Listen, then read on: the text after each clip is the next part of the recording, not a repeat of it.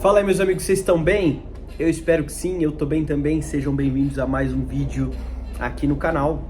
E eu queria compartilhar com vocês hoje uma cena de The Chosen. Olha só, nunca falei de The Chosen aqui no canal. Eu gosto bastante de The Chosen.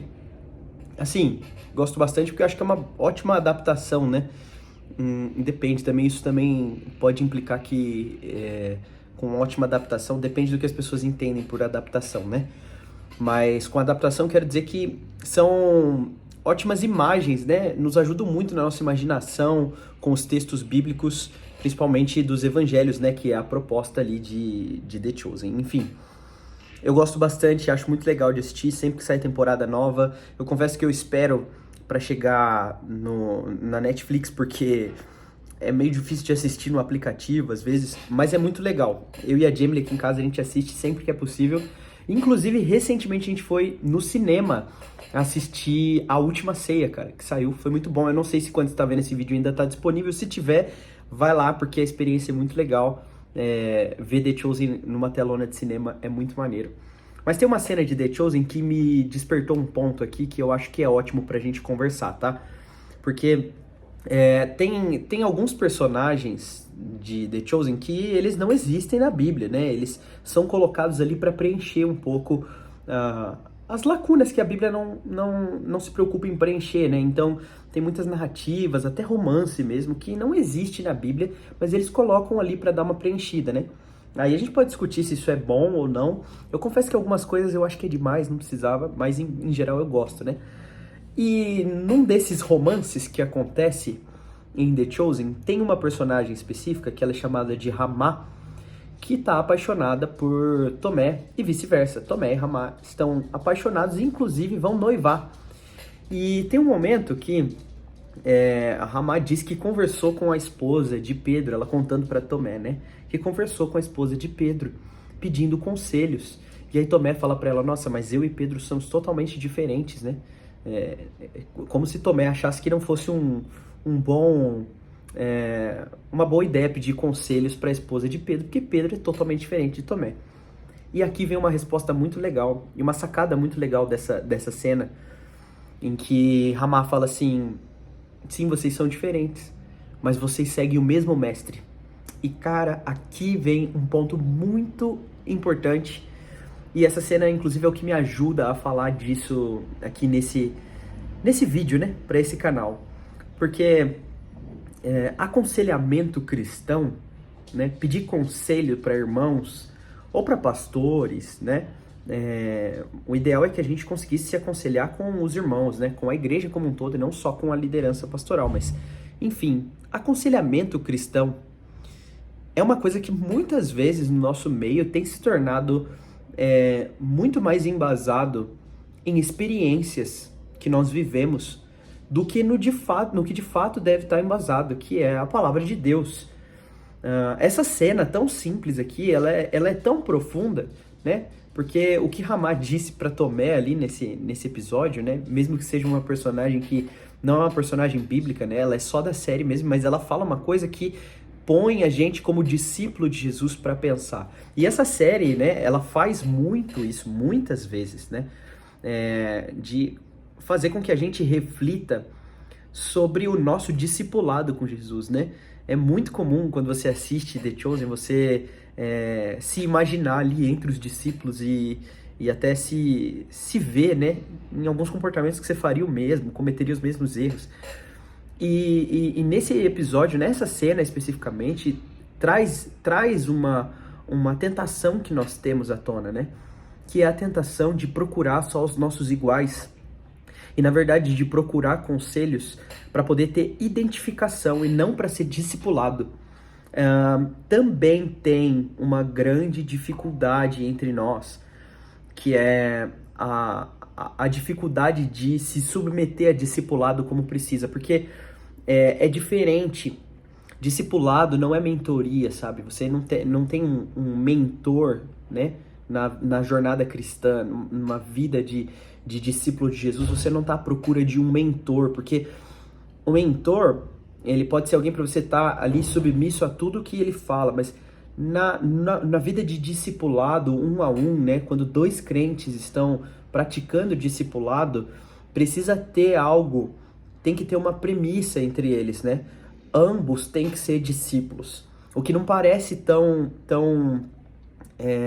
adequado para uma cultura de mentoreamento só. Porque no mentoreamento, você vai à procura de alguém que possa estar sempre acima. Enquanto no discipulado você está à procura de alguém que esteja do seu lado. E é assim porque nós não estamos procurando por experiências de vida apenas no discipulado. Nós estamos procurando por alguém que nos fale as palavras do mestre. E essa cena, ela fala justamente disso, né? De uma tentação que nós temos. Quando eu tenho um problema na minha vida e eu preciso de aconselhamento, a minha tentação é procurar um igual. Alguém que vai se identificar com as minhas dores para mim. Pensa, se você passa por um término de um namoro, de um relacionamento, se você tem uma traição em amizade ou até no casamento, se você tem uma dificuldade às vezes com seus filhos, ou se você foi demitido do seu emprego, está com dificuldade financeira, pensa como nós, como cristãos, estamos sempre acostumados em duas coisas: ou buscar alguém pra gente ter certeza que tá acima e poder só ouvir fazer o que essa pessoa tá falando sem refletir. Por exemplo, buscar um pastor e aí se aconselhar com o pastor. Isso é bom, tá bom? Não entenda que eu vou aqui dizer que isso tá errado. Não, mas eu queria mexer nas nossas motivações com isso, né? Essa é uma das opções. Vamos buscar uma liderança, um pastor que fala pra mim logo o que eu preciso ou o que eu posso fazer nessa situação. Ou segundo, vamos procurar um igual. Alguém pra gente se identificar com as dores, né? E assim, essas duas coisas, elas são ruins por si só? Não. Ter alguém para se identificar com as dores é necessário às vezes, né? Ter alguém acima em que a gente pode confiar e ouvir as palavras também é bom. Mas o ponto é que o aconselhamento cristão, ou até mesmo no que toca ao discipulado cristão, ele não pode ser baseado em experiências de vida só. E é por isso que a gente não deve só sair à procura de um igual. A gente tem que sair à procura de um verdadeiro discípulo. Nem sair à procura, eu digo, né? Nosso coração deve buscar ouvir as palavras do mestre e não ouvir as palavras de alguém que só passou pelo que eu passei. Como eu disse, tem lugar para isso. E isso é importante em algum momento. Mas o meu ponto é que talvez nós estamos buscando o discipulado dessa forma, sabe? Nós estamos olhando às vezes para alguém que pode nos dar as palavras do mestre, nos ensinar, como Jesus disse, sabe, a obedecer tudo que ele tem ordenado. E nós temos olhado às vezes para isso e achado pouco demais, né? Muitas vezes nós estamos mais à procura de alguém que tenha experiências o suficiente para nos passar.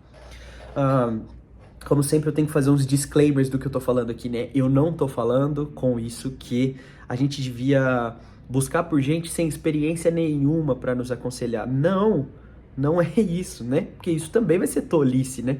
É importante que você valorize a experiência, a sabedoria que vem com o tempo, mas o ponto é que isso não é tudo, sabe? Esse não deve ser o único crivo pelo qual a gente faz tudo passar, sabe? E aí o que isso acontece, né? Quando isso se torna o único crivo, o que vai acontecer no nosso meio? Nós vamos acabar criando comunidade em volta de pessoas que estão acostumadas a se aconselhar somente pelos padrões humanos. Então, por exemplo, um irmão com dificuldade financeira vai ver que talvez seja melhor ouvir um irmão que está mais... só tem mais dinheiro, né? Uma vida financeira melhor, mas que não necessariamente é um irmão que é fiel ao Senhor, né? Tanto com as suas finanças quanto com a sua vida mesmo, com devoção. Sabedoria no nosso meio vai virando algo que é atestado só pelos padrões do mundo, né? E aí vem a pergunta: se os nossos padrões para sabedoria são os mesmos do mundo, a gente precisa se questionar se de fato o evangelho faz algum efeito no nosso jeito de viver, não é verdade? Né? Como eu falei, é claro que existem conselhos financeiros que a gente vai ouvir sim, de pessoas que nem crentes são, né? Tem muito material bom pra gente aprender a administrar bem, enfim, eu usei esse exemplo financeiro, mas não é esse o ponto, né? Ou então a mesma coisa com criação de filhos. Existem muitos materiais que vão nos ensinar a educar bem, a ensinar bem, a administrar bem nosso dinheiro, né? Existem muitas coisas que não partem da mente e da cabeça de crentes que vão ajudar crentes também.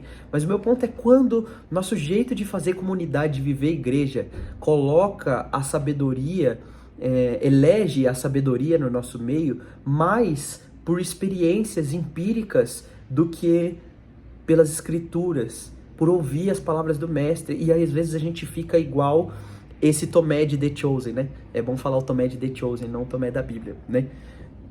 Sempre olhando e questionando, sabe? Cara, mas fulano é tão diferente de mim, sabe? Sabe, às vezes isso pode ir até para um âmbito maior, mais amplo, né? Tipo, às vezes você tá no culto ouvindo o pastor pregar e falando, mas o pastor não sabe como é viver como eu vivo, sabe? Talvez aquele irmão ali saiba melhor.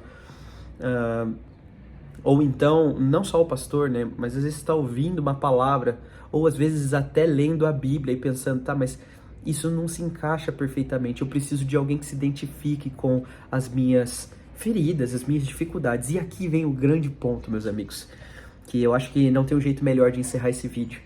Porque a palavra de Deus, ela é tão viva e maravilhosa que ela faz questão de nos lembrar que Jesus é aquele que em tudo foi tentado. O que é maravilhoso, né? Porque tem um livro, inclusive, que é muito bom sobre isso, chama Manso e Humilde, acho que é do Daniel Hortland, eu acho que é isso, Hortland. Não tenho certeza se é esse o sobrenome, enfim. Mas nesse livro ele fala uma questão muito importante, né? Como discípulos de Jesus, nós não chegamos a Jesus com as nossas feridas, porque ele é alguém que estudou muito sobre feridas e sabe sobre o que nos receitar para passar por isso, enfim. Não, nós chegamos até Jesus porque nós podemos sentar nessa mesa, né, imaginando essa cena, e olhar para Jesus tendo a certeza de que ele sabe o que é passar pelo que nós passamos. Ele se identifica com as nossas feridas, sabe? O que quer dizer pra gente é que você não tá atrás aqui de alguém que vai te falar, eu já passei por isso mesmo, né? Não, você precisa do mestre, o verdadeiro mestre. E os nossos discipulados, as nossas mesas, as nossas conversas deviam ser em torno daquele que se identifica com as nossas feridas, sabe? Devia ser em torno de Jesus, o mestre que sabe nos responder a essas questões, por mais difíceis que elas sejam, sabe? E se nós vivermos como igreja assim, sabe? Tratando a sabedoria de Deus maior do que a sabedoria mundana, sabe? Buscando se identificar com as feridas de Cristo e não só com as nossas mesmas aqui, de maneira horizontal, sabe? E se nós tratássemos sabedoria como conhecimento de Cristo, como de fato a palavra de Deus trata, talvez os nossos discipulados seriam mais verdadeiros, profundos e até efetivos para mudar o nosso jeito de viver. Talvez assim o nosso jeito de viver seria mais diferenciado, vamos dizer assim, né? Do mundo como um todo, né? Por que a gente às vezes parece tão igual? Porque às vezes a gente pensa que a gente só tem os mesmos problemas do mundo e a gente só precisa das mesmas soluções do mundo, enquanto não, sabe? Não, a gente precisa ouvir mais o mestre. A gente precisa tratar a sabedoria como ouvir a voz de Jesus. Espero que esse vídeo faça sentido para você, te ajude de alguma forma. Comenta aí o que você pensa sobre isso. Se tem alguma coisa que eu deixei passar e você acha que é importante, deixa um comentário. Se você não se inscreveu no canal, ainda se inscreve. Se inscreve, né? Não é se inscreve, é se inscreve. E tem muita gente que está assistindo os vídeos porque tem recomendação, acaba chegando aqui e acaba só assistindo e não se inscreve. Cara, se inscreve no canal. Clica aí no botão inscrever-se, você pode até ativar o sininho, porque toda vez que eu postar um vídeo aqui, você vai receber uma notificação. Enfim, dá um joinha, compartilha com alguém também, que é muito importante. Acho que esse é um ótimo vídeo para compartilhar. E é isso, eu vejo vocês no próximo vídeo. Valeu, falou!